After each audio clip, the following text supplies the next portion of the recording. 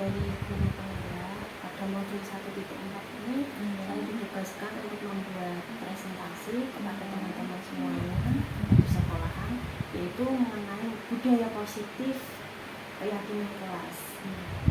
Nantinya saya bermaksud ini mengajak teman-teman semuanya, termasuk ibu itu, untuk mendengarkan presentasi saya. Lalu ketika nanti waktunya, ketika anak-anak sudah pulang saja, sekali ibu berkenan. Dan juga yang terpenting untuk Mbak Erni nanti kedepannya ini bisa lancar dan jelas. Pokoknya saya sebagai yang dituakan di sini, kalau yang membutuhkan apa-apa, pokoknya saya siap membantu, siap memfasilitasi demi kelancaran kesuksesan penjenengan. Juga termasuk teman-teman nanti kita ajak kebersamaan untuk melancarkan dari program tersebut. Terima kasih Bu. Sama-sama.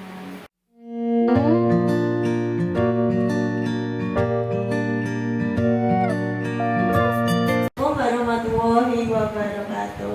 Assalamualaikum warahmatullahi wabarakatuh. Terima kasih untuk waktunya Bapak Ibu guru semua. Di sini saya akan memaparkan tentang aksi nyata saya pada modul 1.4 mengenai budaya positif dan keyakinan kelas. Nah, di sini saya akan memaparkan latar belakangnya terlebih dahulu. Apa itu sekolah? Sekolah itu adalah institusi pembentukan karakter yang tugas guru seyogyanya menciptakan pendidikan yang mampu melakukan pembiasaan dalam melakukan budaya positif. Nah, budaya positif ini nantinya akan menjadi pembiasaan yang berulang, berkesinambungan dengan waktu yang dalam jangka panjang. Nah, kegiatan positif ini dilakukan dengan penuh kesadaran. Kemudian tujuannya, apa tujuannya? Yaitu yang pertama, menumbuhkan budaya positif dengan keyakinan kelas. Kemudian menumbuhkan motivasi intrinsik dari dalam diri siswa. Tolak ukurnya, siswa mampu menyusun keyakinan kelas, menyusun sendiri apa yang akan menjadi peraturan yang nantinya akan menjadi yang akan dia pahami, yang akan dia terapkan. Kemudian munculnya motivasi intrinsik melalui budaya positif dengan keyakinan kelas itu sendiri. Dukungan yang dibutuhkan, dukungan dari kepala sekolah, dari murid, dari rekan sejawat, dan dukungan dari orang tua. Dukungan-dukungan ini menjadi suatu hal positif, penyemangat saya sebagai calon guru penggerak dalam melaksanakan tugas, dalam menerapkan semua aksi nyata yang akan saya lakukan. Ini akan menjadi penyemangat saya. Kemudian, apa itu disiplin positif? Disiplin positif itu secara umum suatu pendekatan untuk menerapkan disiplin dari dalam diri tanpa hukuman dan tanpa hadiah. Jika tanpa hukuman dan tanpa hadiah, berarti apa yang akan diterima anak? Yaitu konsekuensi, berupa konsekuensi atau restitusi. Konsekuensi itu terjadi ketika sudah ada kesepakatan bersama anak, dan restitusi berupa perbaikan apa yang telah terjadi, apa kesalahan yang telah dilakukan itu. Kemudian disiplin positif perlu diterapkan baik dalam lingkungan keluarga maupun lingkungan sekolah. Dengan menerapkan disiplin positif ini diharapkan tindak kekerasan itu dapat dihindari. Pendekatan disiplin positif bukan mengenai anak atau peserta didik secara langsung, melainkan bagaimana cara orang dewasa atau pendidik yang memberikan dampak dan pengaruh positif kepada anak atau peserta didik. Pendekatan disiplin positif ini menitik beratkan pendekatan yang positif tanpa kekerasan, dengan cara memotivasi, merefleksi kesalahan mereka, menghargai, membangun logika dengan dan bersifatnya jangka panjang serta berkesinambungan. Cara mengajarkannya bagaimana? Yaitu mengenalkan disiplin positif sejak dini. Rutinitas ini akan menjadi tumbuh kembang anak dan dapat membantu dalam proses belajar disiplin anak. Yang kedua, mendiskusikannya setiap aturan dan kesepakatan yang dibuat. Kemudian yang ketiga, memberikan konsekuensi logis. Dan yang keempat, bersikap tegas namun bukan marah. Nah, berikut adalah 5 cara untuk membuat siswa menjadi disiplin. Yang pertama, menjadi teladan dengan memberikan contoh. Kita sebagai pendidik itu menjadi teladan. Dan yang kedua, membuat peraturan yang jelas. Nah, peraturan jelas ini kita buat dengan namanya keyakinan kelas. Keyakinan kelas dibuat oleh siswa itu sendiri. Kemudian jika tidak ditaati, maka dia akan mendapatkan konsekuensi. Nah, kemudian yang ketiga itu sikapnya konsisten. Kita sebagai pendidik konsisten memberikan teladan, memberikan mensosialisasikan terus, kemudian kita juga mengingatkan akan akhirnya keyakinan kelas itu. Kemudian yang keempat, bersikap tegas dan kerjasama dengan orang tua. Kerjasama dengan orang tua seperti halnya ini keyakinan kelas yang dibuat oleh sekolah itu, ketika ada peraturan seperti ini, siswa harus datang 10 menit sebelum jam 7. Maka kita harus memberitahu atau mensosialisasikannya terlebih dahulu. Ketika mungkin ada pertemuan dengan orang tua, kita memberikan ini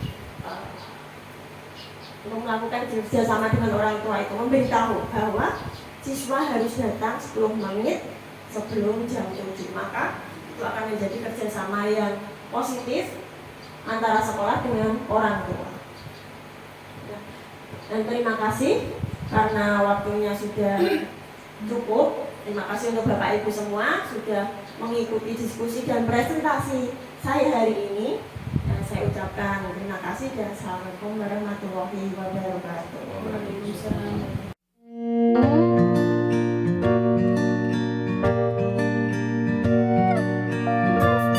Sekarang kita akan membuat suatu keyakinan kelas. Apa itu keyakinan kelas? Keyakinan kelas itu seperti peraturan yang ada di sekolah, khususnya yang ada di kelas. Misalnya apa saja Bu? Seperti kita datang tepat waktu, kemudian mengerjakan tugas, menghormati guru, melakukan piket kelas, menyayangi teman. Apalagi kalian tahu seperti peraturan yang ada di sekolah. Oke, bisa ya. Terus keyakinan kelas itu untuk apa Bu? Untuk agar kita tertib, agar kita bisa menaati suatu peraturan itu. Kita membuat keyakinan kelas ini untuk kita taati, bukan untuk dilanggar. Ini akan menjadi suatu kebiasaan kamu nanti ya. Oke, bisa. Nanti Beri membagikan kertas ini. Jika sudah selesai, nanti Beri meminta kalian untuk menempel. Kalian di sini bisa menulis aturan yang ada di kelas. Bisa ya? Bisa? Boleh.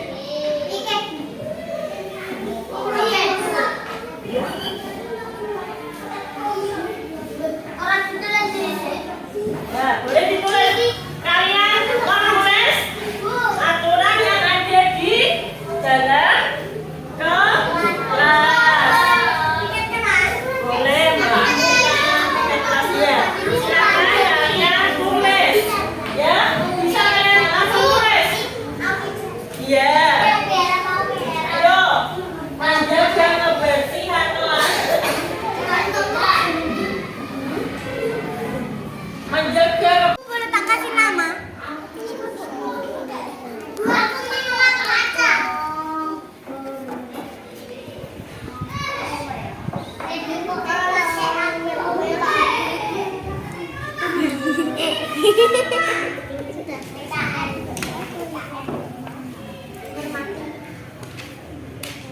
Aku di sini aku. Oke, mantap.